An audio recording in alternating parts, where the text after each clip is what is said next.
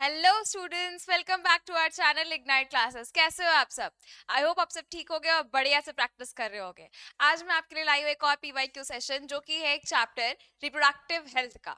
काफी छोटा चैप्टर है, ये हम लोग रिप्रोडक्शन के साथ ही पढ़ लेते हैं, लेकिन ये चैप्टर जो है इसमें बहुत सारे आपको फुल फॉर्म्स पढ़ने हैं। ठीक है, तो फुल फॉर्म्स हम लोग कैसे पढ़ने वाले हैं, क्या क्या याद करना है और क्या क्या चीजें इंपॉर्टेंट है, ये देखने वाले हैं। चलो लेट्स गेट स्टार्टेड।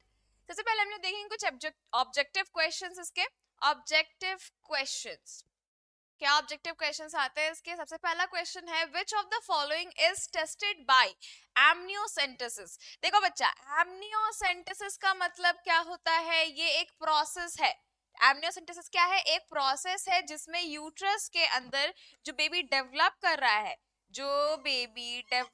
रहा है, और उसके सराउंड में क्या है? अराउंड उसके है एमनियन। एमनियन क्या है बच्चे? एमनियन एक लेयर होती है और उसके अंदर भरा होता है एमनियोटिक फ्लूइड। ये एमनियोटिक फ्लूइड को हम लोग यहाँ पर क्या करते हैं? इसको निकालते हैं इंजेक्शन के थ्रू। एक इंजेक्शन लिया, इस इंजेक्शन के थ्रू इस एमनियोटिक फ्लूइड को निकाल लिया जाता है और इसके अंदर भरा होता है बहुत सारा एमनियन लिक्विड, प्लस जिसमें कि क्या होगा? हमारे इम्ब्रियो जो डेवलप कर रहा है इम्ब्रियो, उसका छोटा मोटा सेल्स भी होगा। तो वो छोटे मोटे सेल्स आ जाते हैं। अब वो जो सेल्स इसके पास आए हैं उसको हम लोग टेस्ट करते हैं, देखते हैं इन सेल में। और एमनियोसेंटेसिस से करते क्या है? उसका जेनेटिक डिसऑर्डर पता कर सकते हैं, क्रोमोसोम्स का स्टडी कर सकते हैं, इम्ब्रियो के हेल्थ जान सकते हैं और सेक्स डिटर्मिनेशन भी कर सकते हैं। तो यहाँ पर क्या होगा? Answer all of these. ठीक है, आगे बढ़ते हैं। Next question. नेक्स्ट क्वेश्चन है, which of the following are sexually transmitted disease. इनमें से कौन सा सेक्सुअली ट्रांसमिटेड डिजीज है? देखो बच्चे, सेक्सुअली ट्रांसमिटेड डिजीज वैसे डिजीज होते हैं जो कि सेक्सुअल इंटरकोर्स या अनप्रोटेक्टेड सेक्स करने से होता है। ये एक इन्फेक्टेड पर्सन से नॉर्मल पर्सन में फैल सकता है। यहाँ पर क्लमाइडियासिस भी है, सिफिलिस भी है, गोनोरिया भी है, सबके सब है। यहाँ पर ऑल ऑफ दीज हो जाएगा, सबके सब बैक्टीरियल डिजीज है। ठीक है, आते हैं हम लोग यहाँ पे next. Next is central drug research institute is located. कहां पर है सेंट्रल ड्रग रिसर्च इंस्टीट्यूट? कहां पर है ये? इंडिया में है। इंडिया में है ये लखनऊ में। काम क्या किया था इन्होंने? दुनिया का सबसे पहला ऐसा ओरल पिल बनाया था जो कि प्रोजेस्टेरोन और ईस्ट्रोजन से मिला हुआ नहीं था। मतलब कि वो नॉन हार्मोनल पिल्स थे। नॉन हार्मोनल पिल सबसे पहली बार बनाई गई थी यहीं सेंट्रल ड्रग रिसर्च इंस्टीट्यूट इन लखनऊ में, और इसका नाम था सहेली। उस पिल्स का नाम था सहेली। ठीक है, नेक्स्ट आते हैं। नेक्स्ट क्वेश्चन है, most widely use contraceptive method. सबसे ज्यादा कॉन्ट्रासेप्टिव मेथड कौन सा यूज होता है इंडिया में? सबसे ज्यादा क्या यूज होता है इंडिया में? बहुत बच्चे कंफ्यूज रहते हैं, सब लिखते हैं कॉन्डम, बट नहीं, क्या है? आईयूडीज है। इंट्रा यूटराइन डिवाइसेस सबसे ज्यादा यूज की जाती है इंडिया में। ठीक है, नेक्स्ट आते हैं। नेक्स्ट क्वेश्चन है, up to how many weeks of pregnancy MTP is considered safe. कितने वीक ऑफ प्रेगनेंसी में एमटीपी को सेफ माना गया? एमटीपी का मतलब क्या होता है? एमटीपी का मतलब क्या है? Basically abortion. एमटीपी का मतलब होता है अबॉर्शन, या आप कह सकते हो मेडिकल टर्मिनेशन ऑफ प्रेगनेंसी। ठीक है, तो मतलब अबॉर्शन कब तक सेफ होता है, कब तक कराया जा सकता है अबॉर्शन? तो 12 वीक्स तक ये सेफ होता है बच्चे। और इंडिया में लीगल कब तक है? 24 वीक्स तक लीगल है, मतलब 6 महीने के लिए लीगल है, 6 महीने तक लीगल है। और सेफ कब तक है? 3 महीने तक ही सेफ होता है। ठीक है, उसके बाद कॉम्प्लिकेशंस बढ़ जाते हैं, लेकिन लीगल 6 मंथ्स तक है। अगर 6 मंथ से ज्यादा बढ़ा, इसका मतलब it is considered as murder. ठीक है, आते हैं हम लोग नेक्स्ट। नेक्स्ट है, dash is transfer to the fallopian tube of female in GIFT. GIFT का मतलब क्या है? इसको हम कहते हैं क्या है?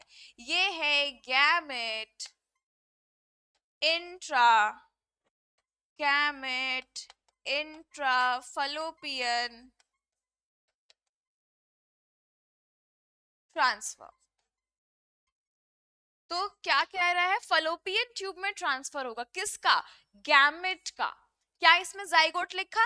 नहीं लिखा। तो ऑप्शन में क्या है? Egg embryo zygote. Embryo zygote नहीं होगा, होगा क्या? नहीं होगा, बिकॉज गैमेट इंट्राफलोपियन है। जाइगोट इंट्राफलोपियन होता तो जाइगोट में लिखते, लेकिन गैमेट है तो egg is a gamete. Option A सही है। ठीक है, नेक्स्ट आते हैं। Next question, embryo with more than 16 blastomere formed due to in vitro fertilization is transferred into। देखो बच्चे, embryo जो 16 blastomere है उसको हम कहते हैं मोरुला, मोरुला कहते हैं। ठीक है, अब ये जो मोरुला है इसको कहाँ ट्रांसफर किया जाता है? इसको ट्रांसफर किया जाता है इन यूट्रस, है ना।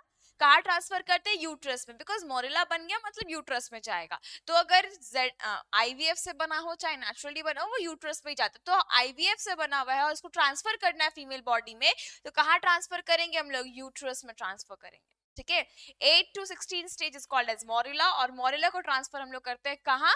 यूट्रस में। ठीक, आगे बढ़ते हम लोग। Next question, world's first non hormonal contraceptive pill is. बोल रहे दुनिया का सबसे पहला नॉन हार्मोनल कॉन्ट्रासेप्टिव पिल कौन सा है? अभी जस्ट मैंने बताया है, अभी जस्ट। कौन सा है? Saheli. Saheli is the world's first non hormonal contraceptive pill, जो कि कहां बनाया गया था? कहां बनाया गया था? सेंट्रल ड्रग रिसर्च इंस्टीट्यूट इन लखनऊ में। ठीक है, नेक्स्ट आते हैं, विच of the following is non medicated IUD. इनमें से कौन सा नॉन मेडिकेटेड है? देखो, प्रोजेस्टेसर्ट मेडिकेटेड है, LNG-20 भी मेडिकेटेड है, कॉपर टी भी मेडिकेटेड है। मेडिकेटेड का मतलब ये दोनों हार्मोनल है और ये कॉपर रिलीजिंग है। Non medicated is lipase loop, जो कि चाइना में बहुत ज्यादा यूज किया जाता है। लिपेज लूप, इसमें बेरियम सल्फेट होता है, बेरियम सल्फेट, जो कि रोकता है प्रेगनेंसी होने से, ठीक है, या इम्प्लांटेशन से। तो ऑप्शन हमारा कौन सा सही होगा? Lipase loop. ठीक है, यहाँ पर ये सब हटा देते हैं, लिपेज लूप सही होगा, नॉन मेडिकेटेड आईयूडी है।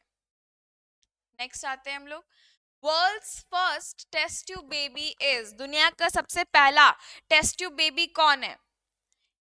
कौन है? लुइस ब्राउन है। और कानुप्रिया अग्रवाल और कुमारी हर्ष और मालती देवी, ये लोग कौन है? तो Kanupriya Agarwal is the India's first and world second test tube baby. ठीक है, इंडिया की पहली है और वर्ल्ड की सेकंड टेस्ट ट्यूब बेबी है कानुप्रिया अग्रवाल। नेक्स्ट आते हैं,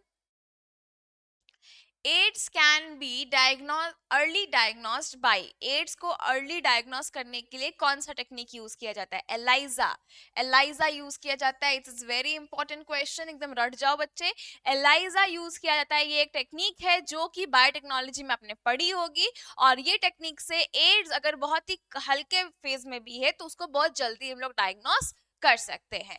एलाइजा का फुल फॉर्म क्या है? एंजाइम लिंक्ड इम्यूनोसॉर्बेंट एसे। ठीक है, नेक्स्ट आते हैं। नेक्स्ट क्वेश्चन हमारे पास आता है, सब्जेक्टिव क्वेश्चंस है। सब्जेक्टिव क्वेश्चन ज्यादा नहीं आते इससे, लेकिन जितने आए हुए हैं उसके हिसाब से इतना है। Expand ZIFT। ZIFT एक्सपैंड करना है। ZIFT, ZIFT का फुल फॉर्म क्या है बच्चे? ZIFT का फुल फॉर्म है, ZIFT stands for zygote intra fallopian transfer।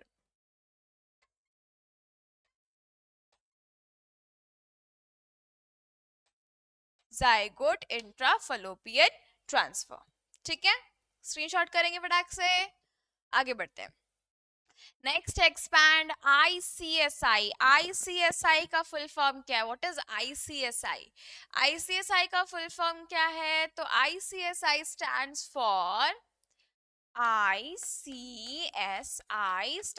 for intracytoplasmic sperm injection।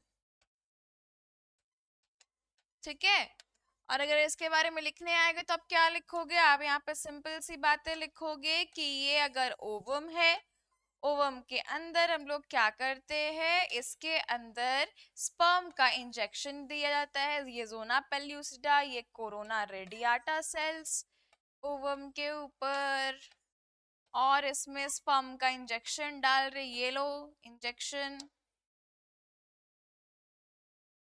ये है इंजेक्शन। इस इंजेक्शन में क्या जा रहा है, अंदर क्या जा रहा है, इसके अंदर जा रहा है स्पर्म, ठीक है। ये है ICSI, intracytoplasmic sperm injection. Clear, आगे बढ़ते हैं। नेक्स्ट आता है why amniocentesis is ban in India. Amniocentesis India में क्यों बैन है, because it is misused, because of its misuse, because it is, यहाँ पे लिख दे, because it is misused for female feticide। feticide का मतलब मारना, फीमेल फीटस को मारना, फीमेल फीटस को मारने के लिए यूज किया जा रहा था, ये आप कह सकते हो, because it is misused for sex determination and causes female foeticide. ठीक है, चलो आगे बढ़ते हैं नेक्स्ट क्वेश्चन पे। नेक्स्ट क्वेश्चन है fill in the blanks. A state of healthy reproductive organs, healthy reproductive organs, ये द होगा, normal function, healthy reproductive organs with होगा I guess, with and normal function is called। normal function के लिए क्या है, यहाँ पर आता है, इसको बोलते हैं हम लोग reproductive health, health। ओ ठीक है, number B, a condition when couples are not able to produce children is called infertility।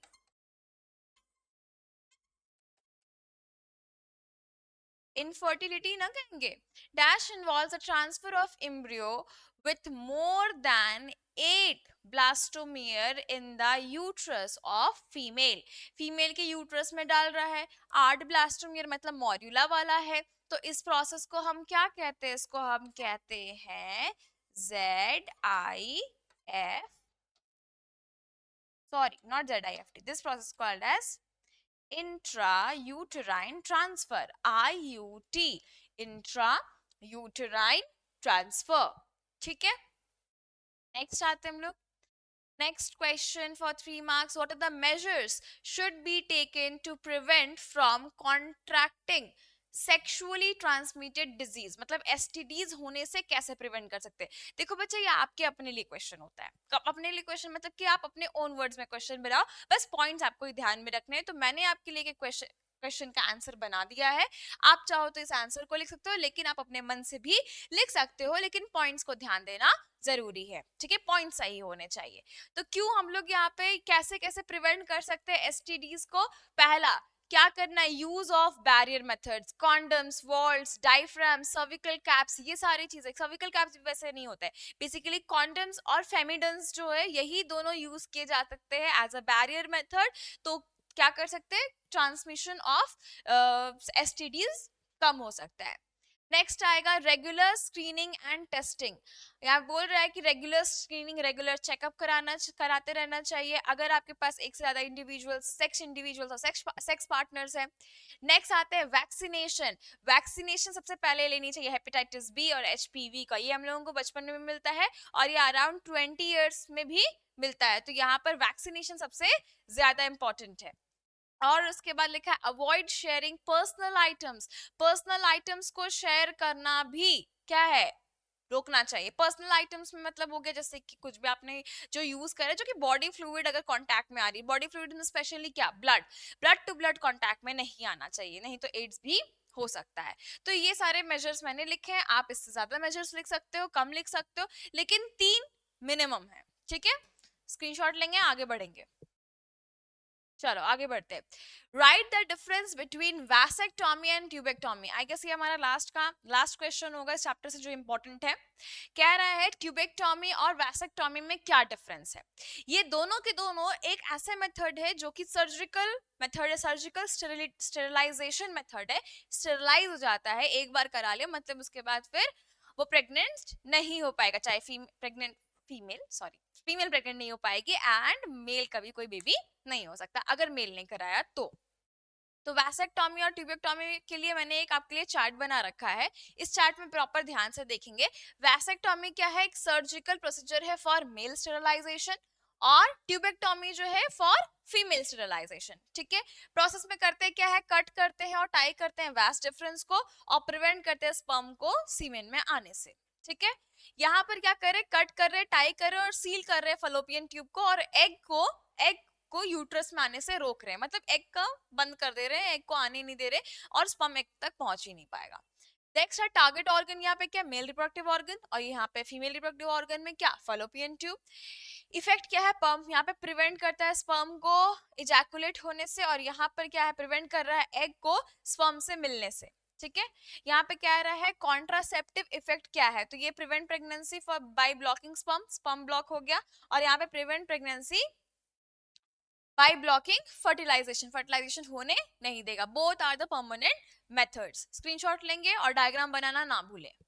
ले लिया, डायग्राम बनाना ना भूले. ठीक है, डायग्राम बनाना जरूरी है अगर आपके लिए 3 मार्क्स और 5 मार्क्स के लिए क्वेश्चन आता है तो. 5 मार्क्स में बहुत ही कम चांसेस है लेकिन 3 मार्क्स में अगर आया तो भी डायग्राम बनाना जरूरी है. ठीक है, डायग्राम बनाओगे तो मार्क्स मिलेगा because biology is all about diagrams. मैं आपके साथ मिलूंगी एक बार और लेकिन याद रखेंगे अब हमारे पास सारे चैप्टर्स खत्म हो गए PYQ के लिए. लेकिन हम लोग अभी क्या करने वाले हैं, आपके लिए मैं लाने वाली हूँ कुछ ऐसे क्वेश्चन, सैंपल क्वेश्चंस जो कि बहुत ही इंपॉर्टेंट है और बहुत बार आए हुए हैं. प्लस मैं बहुत सारे आपके लिए क्वेश्चंस ला रही हूँ, उसके साथ साथ मैं आपके लिए लाने वाली हूँ इंपॉर्टेंट डायग्राम्स कि बायोलॉजी में क्या क्या डायग्राम्स है जिसको रट कर जाना बहुत जरूरी है क्योंकि उनसे क्वेश्चंस बहुत ज्यादा आते हैं. ठीक है, और याद रखेंगे बायोलॉजी में अगर डायग्राम बनाने बोला है तब तो बनाना ही बनाना है और अगर नहीं बोला है और 3 या 5 मार्क्स के क्वेश्चन है तो बच्चे एक छोटा सा डायग्राम साइड में अगर है उसका तो आपको देना जरूरी. ठीक है, नहीं दोगे तो क्या होगा, मार्क्स मिलेंगे, लेकिन अगर दोगे तो क्या होगा, बहुत अच्छे मार्क्स मिलेंगे. ठीक है, प्रेजेंटेशन आपकी कॉपी का अच्छा होगा तो आपको मार्क्स अच्छे मिलेंगे. चलो मिलते हैं हम लोग ऐसे ही नेक्स्ट वीडियो में, तब तक के लिए बाय बाय और पढ़ाई करते रहना.